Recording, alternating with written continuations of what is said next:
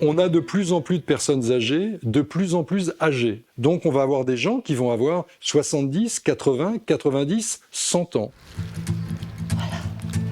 Il faut penser qu'on va vieillir longtemps, donc ça veut dire que ce temps d'allongement-là, il faut l'anticiper. Moi, il faut que je prévoie, il faut que je m'organise. J'ai anticipé tout le temps. C'est ma façon de lutter contre l'anxiété, sans doute. Je m'étais fracturé le bras, j'avais fait des chutes à vélo, des tas de trucs comme ça. Et j'ai dit, le jour où ça sera des membres inférieurs,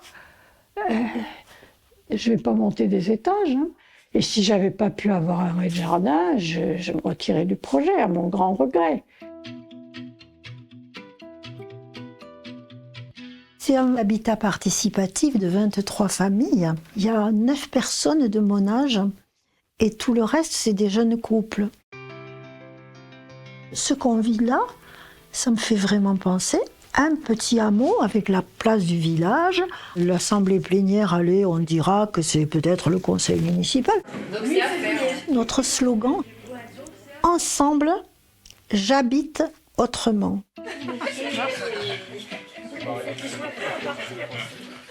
Je dis, moi, anticiper, et je vais plus loin, je dis anticiper après-demain. Parce que anticiper demain, c'est déjà trop tard. Ce qu'on n'a pas prévu aujourd'hui pour demain, c'est pas la peine de l'entamer. Donc il faut regarder après-demain. C'est-à-dire avoir quelques années d'avance pour éviter que tout d'un coup, tu te trouves dans un mur en disant « ben là, je viens de tomber, faut que je quitte la maison ». Étant donné que je tombais tout le temps, je ne pouvais plus faire à manger toute seule.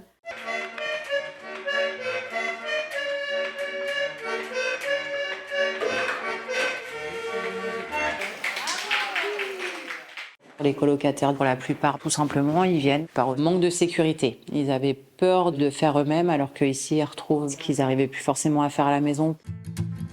Parkinson est une maladie vraiment pénible. Ça demande du temps. Nos colocataires sont 8-9 par maison. Ça nous permet un temps individuel d'échange, de partage. Si on prend Mado qui avait aucune autonomie à part pour les repas et encore sur certains jours c'était fragile. En un an, voilà, elle se débrouille, elle arrive à remarcher, elle refait le tour des maisons toute seule. S'il y en a parmi vous qui ont des François dans leur famille, c'est le jour de la fête de Saint-François. Disons qu'avec le Covid, ça m'a fait réfléchir par rapport à la solitude, l'absence de contact réel. Et j'avais des amis là-bas, c'est sûr. D'ailleurs, ils viennent me voir ici. Mais j'avais l'impression qu'il fallait que je décide quelque chose pour les années futures, pendant que j'étais en forme. Et que je pouvais vraiment décider de ce que je voulais. On est dans un béguinage. Le béguinage, c'est un petit village où les personnes habitent chez elles, avec aussi des espaces qui sont partagés. On a une vingtaine de logements, alors on se connaît tous, vous voyez. Josette, t'en veux des œillets d'Inde? C'est du bio, hein. Notre vie au béguinage, elle n'est pas dictée, imposée par des chefs ou des institutions. On a une réunion, une fois par mois, où on peut mettre des points à débattre, puis des projets qu'on a envie de faire dans le cadre du béguinage. Nous allons faire un petit repas tous ensemble. Je me sentais très isolée où j'étais. Mon mari est malade. Cet après-midi, il est en accueil de jour. Et moi, je participe à des activités. Demain matin, on aura le vélo. C'est ce qu'il me faut, d'être avec du monde. Ça roule pour tout le monde. Je vis ici ma vie que je vivrais dans une maison seule. Et puis, quand on a envie de voir quelqu'un, on sort et on rencontre quelqu'un. Qu'est-ce que vous voulez de mieux? On a tout ce qu'il faut.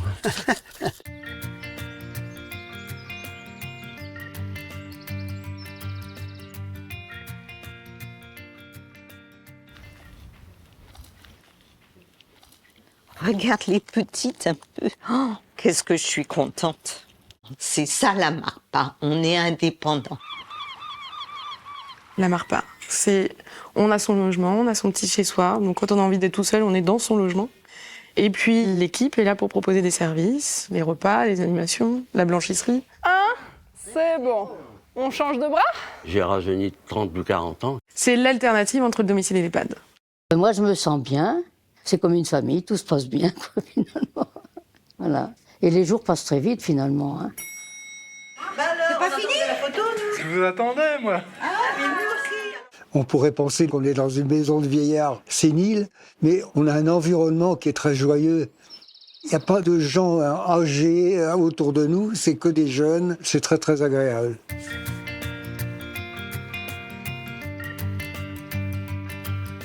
Il n'y a aucun horaire. Il y a un code d'accès qui est donné aux familles. Les résidents ont un badge, et donc je peux venir jour, nuit, quand je veux, c'est chez lui. Mais si jamais il a un problème un jour, il y a de toute façon l'assistance ici, avec le petit boîtier que tu as au poignet. Il y a quelqu'un 24 heures sur 24, de toute façon. Je suis tranquille. On fait toute une bande, nous, là, pour chanter, pour tout. Hein. On chante tout le temps ensemble.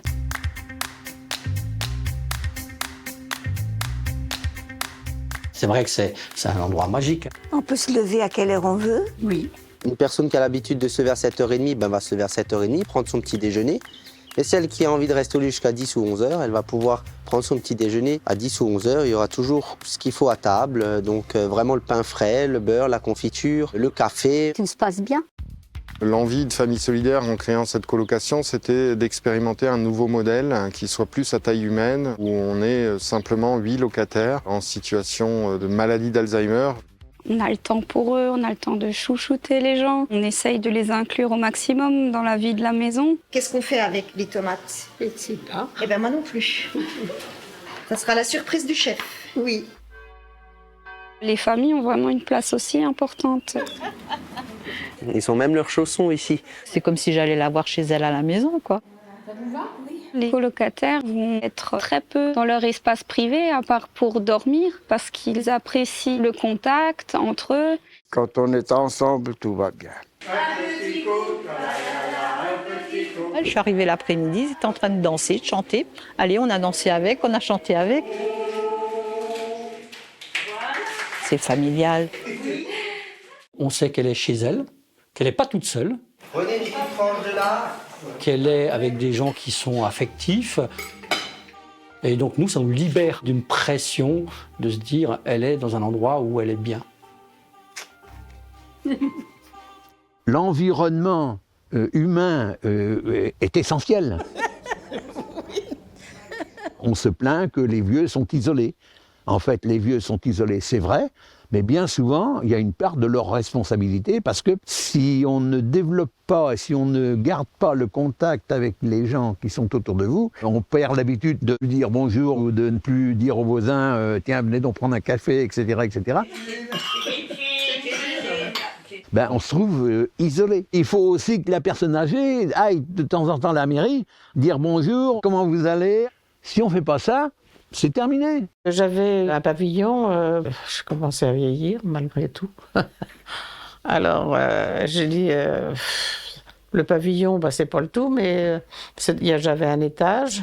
Puis j'en ai parlé au maire de Nazelles, comme ça en discutant. Puis il m'a dit, on fait des logements, là, si tu veux, tu t'inscris. Et puis je suis venue là pas longtemps après. Et on est bien parce que non seulement on a un appartement qui est pas mal, et puis en plus, on a la convivialité des locataires. C'est vraiment un immeuble d'entraide. C'est même pas une question de seniors, c'est une question d'humain. Il y a 3 semaines, je fais mon malaise chez moi, je sais pas ce qui m'arrive. Je me décide d'appeler les urgences et puis j'appelle Michel. Et Michel appelle d'autres. Elles se sont pointées à 3 chez moi. Et elles sont restées jusqu'à temps que je monte dans l'ambulance et voilà, c'est ça. Et en plus, Christiane est venue me chercher à l'hôpital quand je suis sorti. Ça, c'est le plus, quoi. C'est le plus. Allez, Et dans la société de la longévité qui est la nôtre, les gamins d'aujourd'hui qui naissent vont naître dans une société de vieux. C'est un sacré pari quand même. Je vois les petits enfants passer, ils s'en vont à l'école là.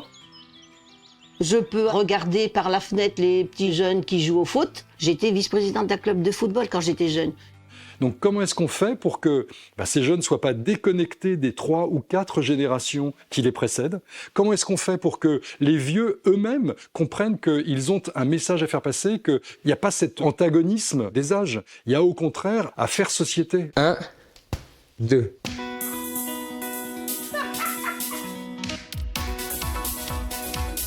Super, bravo, on peut applaudir.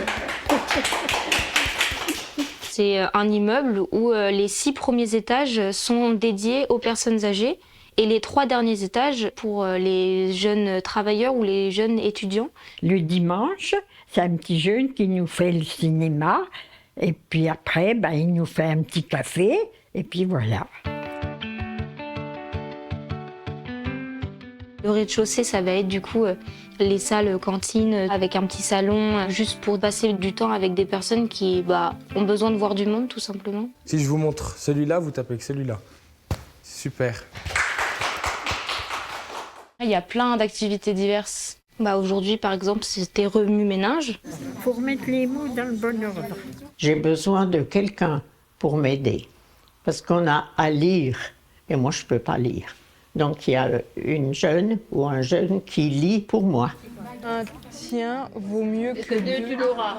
Des animations intergénérationnelles sont proposées. Donc les jeunes qui souhaitent s'impliquer dans ces démarches intergénérationnelles signent une attestation comme quoi ils s'engagent à donner 10 heures de leur temps par mois à la vie de l'établissement. Et en contrepartie, ces jeunes sont exonérés des charges. C'est bien, c'est bien. Ça donne un petit peu de beaux mots que... Ça, c'est sûr. Bon, rien que de les croiser, ça fait du bien. On les sent vibrer, quoi. On peut les croiser dans les ascenseurs, dans l'escalier. On les voit tout le temps, donc il y a toujours un moment où on parle avec eux. Ils nous posent des questions, ils s'intéressent. C'est quand même bien, je trouve. Hein.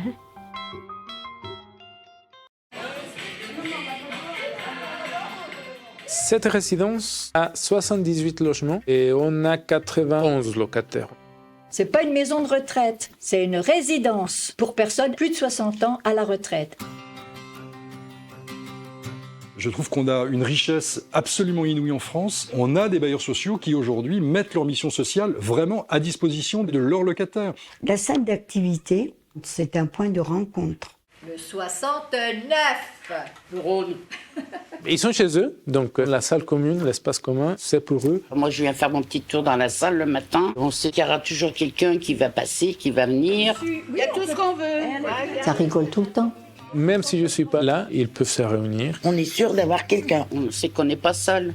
C'est une salle polyvalente dans laquelle vont pouvoir être accueillis tous les habitants et dans lesquelles chacun est invité à y apporter ses savoirs, ses savoir-faire, son envie de faire avec d'autres. Et on passe les mains dans les cheveux lentement et on respire. Donc ça veut dire qu'il faut qu'elle soit suffisamment polyvalente pour pouvoir y abriter un repas partagé. C'est ça l'amour, c'est que chacun amène ce qu'il avait envie de partager. Très important, le repas, le petit café du matin. Il y a 2 Martines. Martine, l'autre c'est Tinou. Et moi c'est Tina. C'est grâce à cette convivialité qu'on peut ensuite aller plus loin. C'est pas une résidence secondaire, mais c'est un autre lieu où on revoit des gens qu'on aime bien, qu'on n'aurait sûrement pas connus ailleurs ou peut-être pas connus ailleurs. Et ça fait un brassage. Ça facilite les échanges sociaux. Voilà. C'est une relation très amicale, très chaleureuse surtout. On peut venir n'importe quand, on est toujours bien accueillis. J'ai retrouvé une famille, j'ai retrouvé une deuxième vie. C'est tout simple, je ne peux pas vivre sans.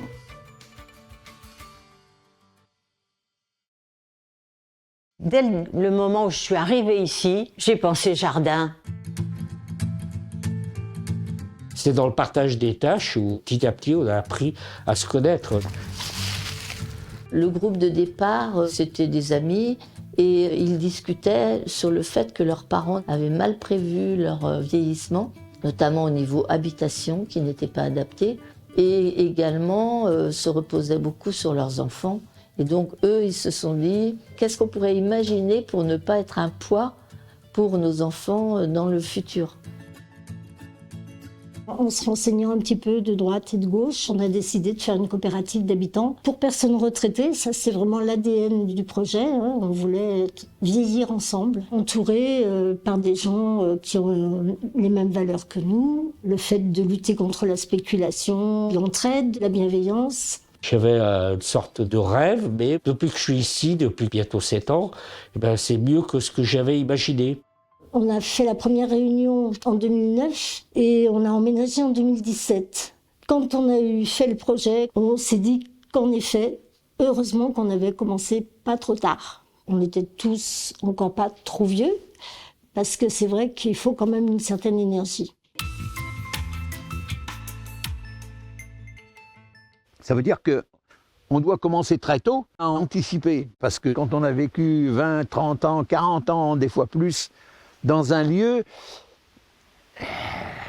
c'est assez difficile de partir. Ce qui m'a plus ennuyé, c'est le déménagement. Oh là là, pendant 2 ans, j'ai supporté le déménagement. On s'aperçoit qu'on est apte à déménager entre 50 et 68, 70 ans. Il n'y a pas un âge fixe, mais là, on peut encore le concevoir.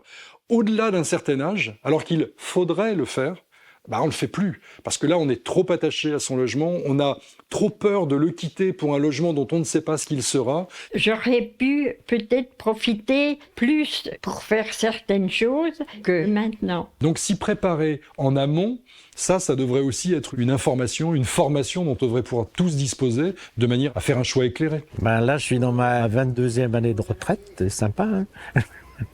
Personnellement, j'ai pas attendu d'arriver à la retraite et de ne pas savoir quoi faire. J'ai pu participer à 2 ou 3 informations pour ne pas être surpris. Vous êtes des jeunes retraités actifs ou des futurs jeunes retraités, mais en fait, est-ce que vous avez pensé à la question de l'habitat? Est-ce que vous savez ce que vous allez faire? Est-ce que vous savez si vous allez déménager ou pas? Est-ce que vous avez un fantasme de ce que sera votre vie d'après? Et là, on réfléchit. Là, je rentre en retraite à 60 ans, je vais faire 20 à 25 ans, et puis... c'est jamais problème de hanche ou accident de santé. Quand je suis sortie de l'hôpital, où est-ce que j'étais avant, je pouvais pas prendre de douche. Il y avait une grande marche, tandis qu'ici, c'est le rêve. Une douche à l'italienne, quand on compare à ce que j'avais avant, à ce que j'ai maintenant, c'est que du bonheur.